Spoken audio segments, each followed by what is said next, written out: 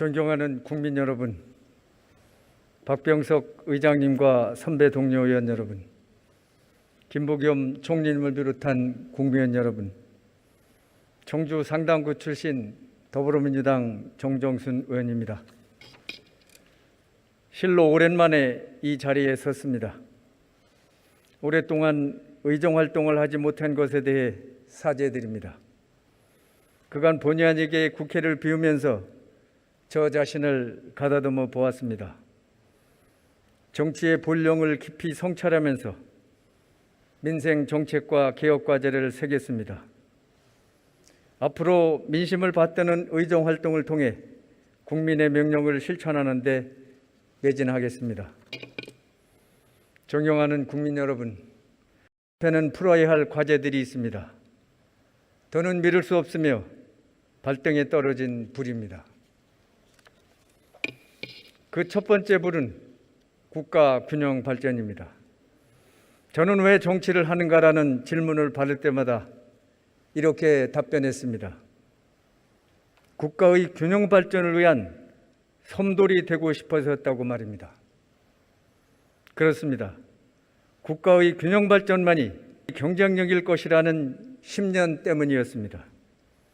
먼저 총리님께 질문 드리겠습니다. 총리님, 코로나 극복과 민생 경제 회복, 문재인 정부의 성공적 마무리라는 막중한 책임을 맡으신 총리님께 응원의 말씀을 드립니다. 예, 감사합니다. 총리님, 화면을 한번 봐주십시오. 2020년은 수도권 인구가 대한민국의 50%를 넘어섰고 사망자 수가 출생자 수를 초월한 데드크로스 현상이 발생한 원년입니다. 이러한 현상이 발생이 된 원인은 어디에 있는 것인지 총리님 어떤 의견을 갖고 계십니까? 예, 의원님, 그동안 정말 지방 소멸이라는 게 이제 바로 눈앞에서 이제 구체적인 그 징표를 보이고 있다, 이렇게 생각합니다. 가장 큰 이유는 그동안 우리가 근대화가 되는 과정에서 우리가 이제 일종의 불균형 발전 전략을 택한 결과 수도권은 여러 가지 기회와 사람과 돈이 모이는 땅이 되고, 그렇지 않고 지역은 점차 황폐화되더라도 다른 정책적 지원을 받지 못한 그런 것들이 이제 누적돼서 이런 게 아닌가, 그런 생각을 하고 있습니다. 저는 국토교통위원으로 활동하면서 국토의 불균형에 대해 심각하게 고민했습니다. 수도권 인구가 대한민국 인구의 50%를 넘어섰고 경제력 또한 52%가 서울에 집중되어 있습니다. 이뿐만이 아닙니다. 국회의원 절반 가까이가 수도권 출신으로 채워지면서 정치적 의사결정은 수도권으로 편중돼 나타나고 있습니다. 이는 국가 균형 발전의 가장 큰 저해 요인이기도 합니다. 수도권 집중화의 주된 원인을 나름 지적해 보겠습니다. 첫째, 기획재정부의 예산 독점주의와 비용 편익 분석에 치우친 예비 타당성 제도입니다.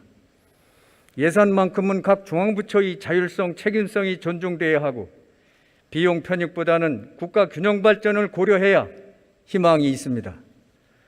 둘째, 현행 광역시 제도는 도와 시를 분리하면서 지방의 경쟁력을 약화시키고 동일 지역권에서 불필요한 갈등만 초래했습니다. 또한 비용 편익 분석에 치우친 지방재정 투자 심사 제도 속에는 균형 발전에 대한 공익적 가치와 철학이 없었습니다. 셋째, 국토교통부를 비롯한 중앙부처 공무원들의 국가 균형 발전에 대한 철학과 인식이 턱없이 부족했습니다. 넷째, 국무총리실은 국가 균형 발전에 대한 실천 여부를 중점적으로 다뤄야 함에도 정작 정부 부처 평가 제도에서는 균형 발전 항목이 누락되어 있었습니다. 이러한 문제에 대한 개선 대책을 제안하겠습니다.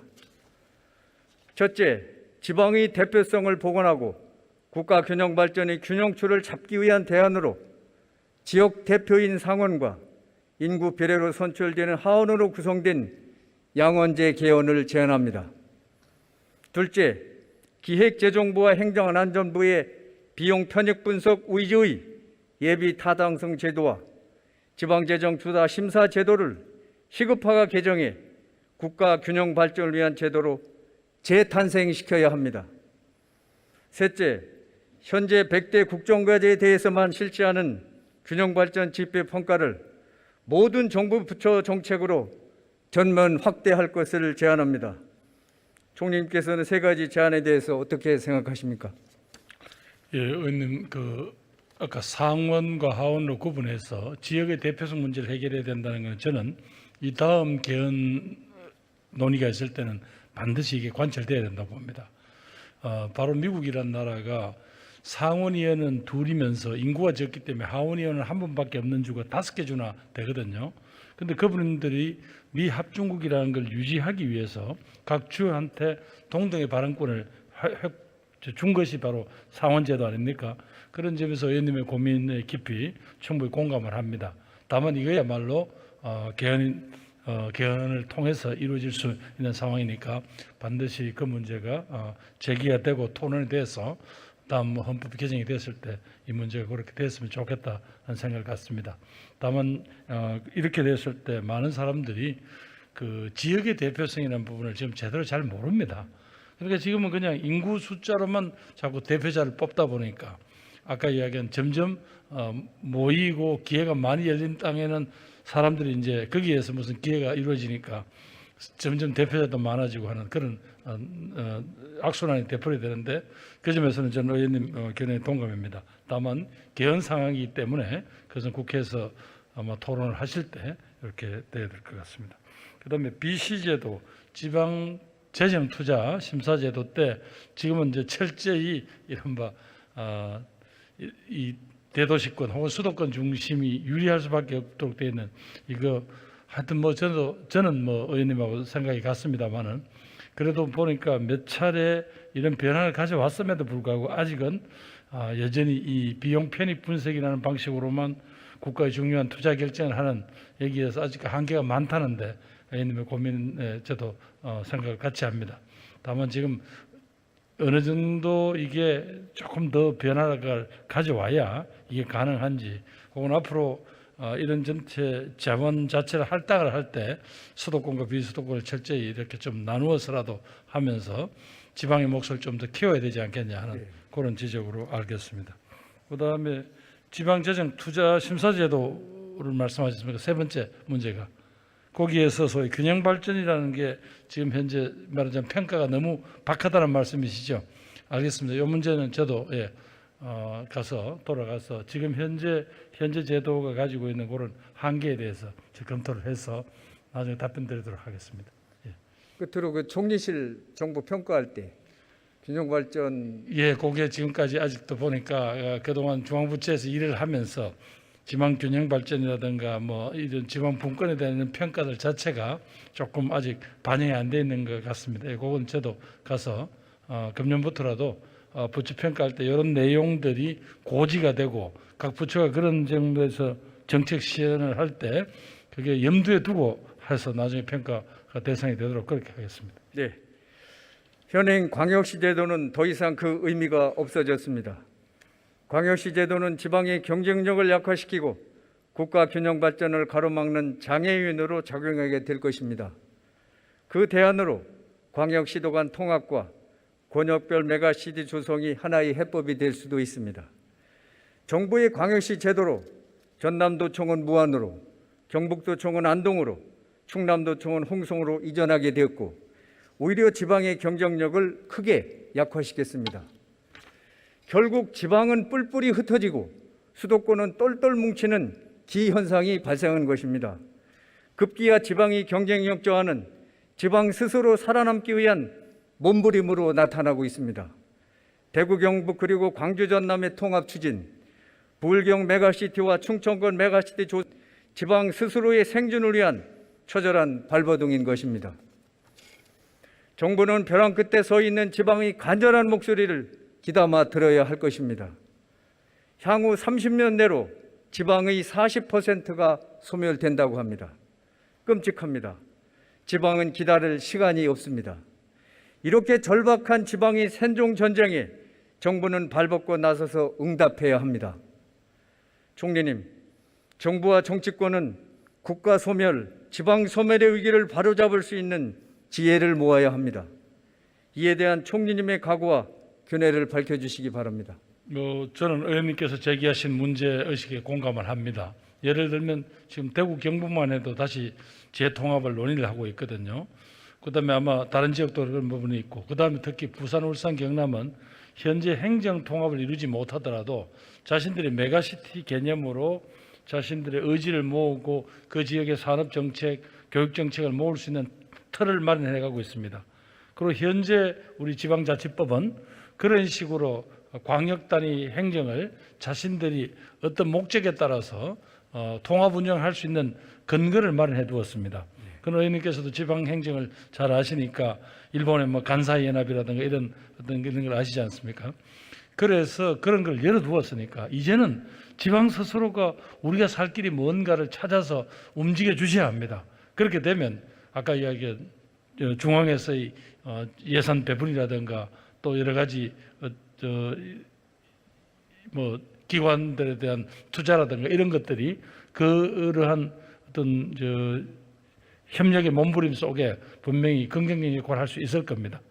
그건 뭐 저는 그렇게 돼야 된다고 보는데, 근데 먼저 그걸 가지고 기왕에 지금까지 벌써 지방자치가 30년이 넘었는데 의원님께서 말씀하셨는지 뭐 광역시 제도가 됐든 뭐가 됐든 30년 그걸로 보면 벌써 40년이 가까이 되지 않습니까? 그런데 이걸 가지고 중앙에서 또 강제할 수는 없고요. 지방에서 먼저 그런 어떤 움직임이 일어나고 그랬을 때 나머지 법적, 제도적 지원 방법은 그 다음에 또 찾아낼 수 있을 거다 이렇게 생각합니다. 두 번째 불은 저출생 고령화입니다. 총리님께서는 국회 저출산 고령화 특위위원장을 역임하셨습니다. 예, 그랬었습니다. 예. 지난 15년간 저출산 대응에 211조 원의 예산을 투입했지만 세계 최하의 출산율은 그동안의 정책이 실패했음을 의미합니다. 문제가 불거질 때마다 정치권은 현안이 아니라며 외면했고 정부는 백화점식 대책 나열로 혁신적 해법을 제시하지 못했습니다.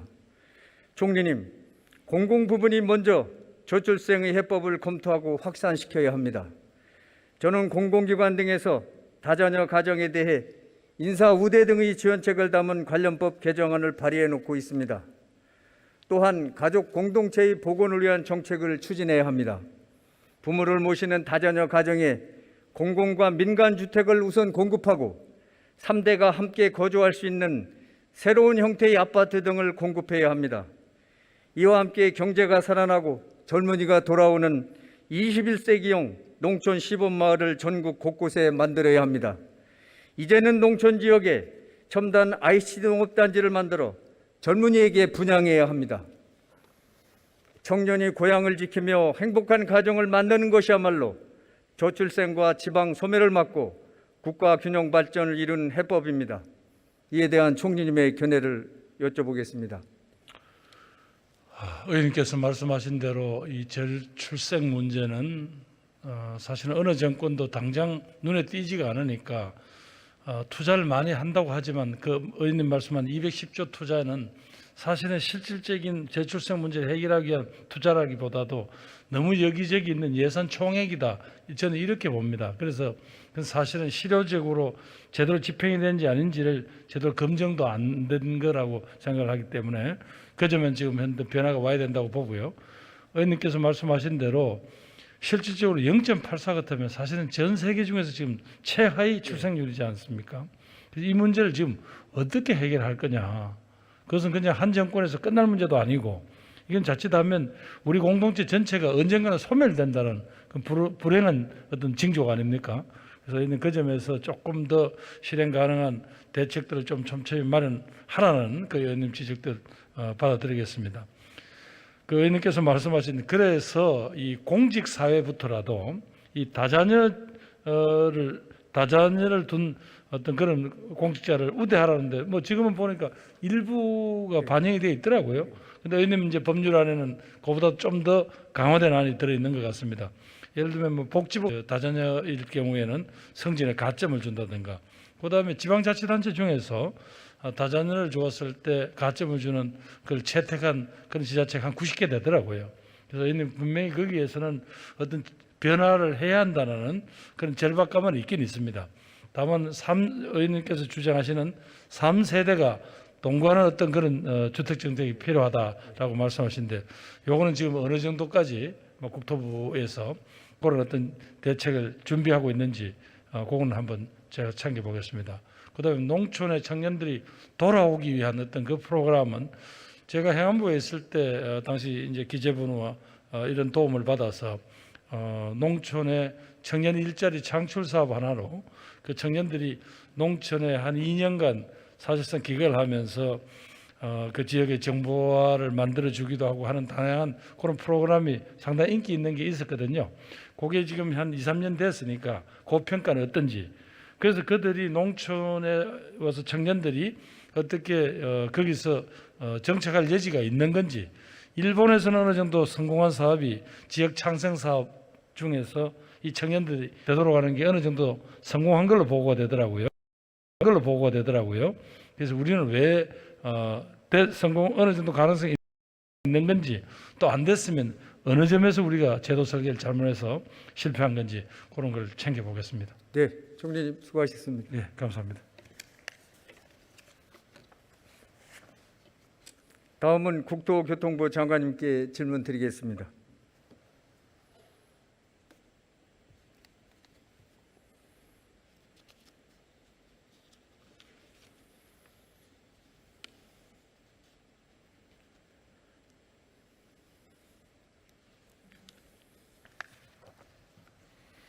장관님, 국토교통부 공직자와 산하기관 임직원 모두는 국토정책에 대한 패러다임을 과감하게 개혁해야 합니다. 예산과 정책의 중심에 국가의 균형 발전을 둬야 합니다. 수도권에 편중된 인구와 경제력이 전국에 고루 퍼질 수 있도록 국토교통부가 앞장서야 합니다. 국토교통부는 최상위 발전 계획인 국토종합계획에 국가 균형 발전의 가치와 철학을 온전히 담아내야 하고, 이를 뒷받침할 수 있는 세부 계획인 제4차 국가철도망 계획, 제3차 국가기관만 종합계획, 제5차 국도 국지도 5개년 계획 등에 충실히 반영해야 합니다. 장관님의 국가 균형 발전에 대한 철학과 대안이 무엇인지 밝혀주시기 바랍니다. 의원님께서 말씀을 해주셨듯이 국가 균형 발전은 어떤 헌법적인 책무이기도 하고 모든 정책의 중요한 잣대로서 놓여져야 한다고 봅니다. 그래서 국토부에서 하고 있는 국토 정책이나 교통 정책도 그런 균형 발전에 대한 정책적인 고려가 중요한 요소로 반영돼야 된다, 그렇게 생각을 합니다. 장관님, 충청권 광역철도의 청주 도심 통과는 충청권 메가시티 조성의 핵심 사업이고 170만 충북도민의 염원임을 잘 알고 계실 겁니다. 충청권 광역철도가 청주 도심을 통과해야 하는 이유는 국가 균형 발전의 실현뿐만 아니라 경제성과 효용성 면에서도 차고 넘칩니다. 철도에서 소외된 86 당연한 요구입니다. 충청권 광역철도는 반드시 청주 도심을 연결해야 합니다. 이에 대한 장관님의 견해를 밝혀주십시오.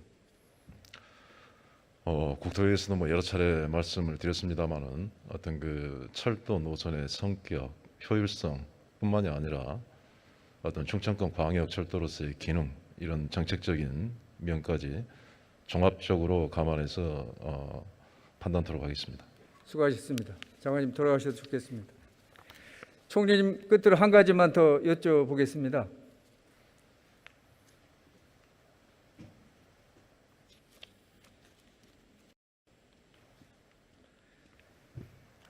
예, 말씀하십시오. 두 가지 먼저 말씀드렸는데 끝으로 세 번째 당면한 불은 집입니다.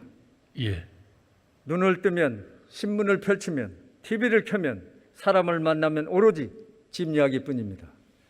집이 발등에 떨어진 불이고 불을 끌 수 있는 새로운 발상으로 저는 교육을 제안합니다. 다소 생뚱맞다고 오해하실 수도 있지만 누구나 알만한 상식이자 신의 한 수가 바로 교육입니다. 저는 집이 그리울 때면 꺼내보던 가슴이 먹먹해지는 사진 한 장이 있습니다. 안채방 2칸과 마루와 부엌이 딸린 흙집입니다. 외양간과 사랑방 앞에서 어머님과 단촐한 사진을 찍었습니다. 이곳에서 부모님과 5남매 이렇게 7 식구가 소박하게 살았습니다. 어머니께서는 비좁고 어둡겠지만 우리 가족에게는 더할 나 없이 큰 집이다. 집은 혼자서 소유하는 것이 아니고 가족이 함께 공유하는 공간이라고 말씀하셨습니다. 저는 어릴 적 그렇게 배웠습니다.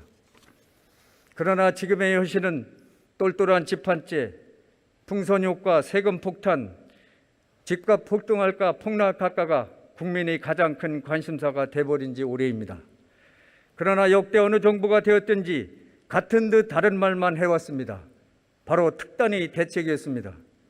특단의 대책은 규제를 하고 페널티를 부과하고 이래도 안 되면 국민에게 형벌을 가하는 것이 전부였습니다. 교육은 100년이 대가리했습니다. 국가와 사회 발전의 근본 초석으로 100년 앞을 내다보는 큰 계획인 교육의 중요성을 강조했던 것입니다. 총리님, 우리에게 집은 무엇이라고 생각하십니까? 수년이 걸리고 수십 년이 걸리더라도 교육을 통해 집은 우리에게 무엇인가라는 의식부터 바로잡을 용기가 있으십니까?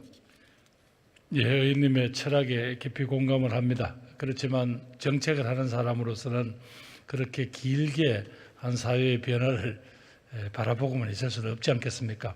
우선 당장 국민들의 삶에서 이게 주거 문제가 고통으로 다가오게 할 수는 없기 때문에 어떻게든 국민들 삶에 도움이 되는 다양한 주거 정책 혹은 주거의 어떤 종류 이런 부분들을 빨리빨리 만들어 드려야 되는 게 정부의 임무 같습니다. 그러나 의원님이 가지고 계시는 결국 집이라는 것은 우리들의 사랑의 가족 간의 사랑의 어떤 공동체일 수밖에 없다라는 의원님의 철학에는 깊이 공감을 합니다.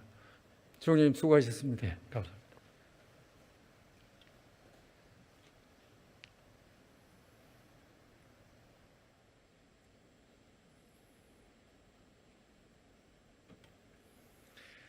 존경하는 국민 여러분, 그동안 우리는 수도권 집중과 저출생 고령화가 대한민국 소멸의 위련한 경고에 안일하게 대응해 왔습니다. 국가의 균형 발전과 저출생 고령화에 대한 대응은 더 이상 미룰 수 없는 우리 시대에 떨어진 발등의 불입니다. 또한 이제 우리는 교육을 통해 집은 투기 대상이 아니고 행복을 추구하는 주거 공간이라는 지혜를 담아내야 합니다. 물론 오랜 시간이 걸릴 것입니다. 그러나 우리는 IMF를 이겨냈고 2002년 월드컵, 2018년 평창 동계올림픽을 성공적으로 치러낸 위대하고 장엄한 국민입니다. 우리는 해낼 수 있습니다. 국가의 균형 발전을 통해 국민의 삶이 더 나아지고 행복으로 화답하는 위대한 대한민국이 되도록 최선을 다하겠습니다. 감사합니다.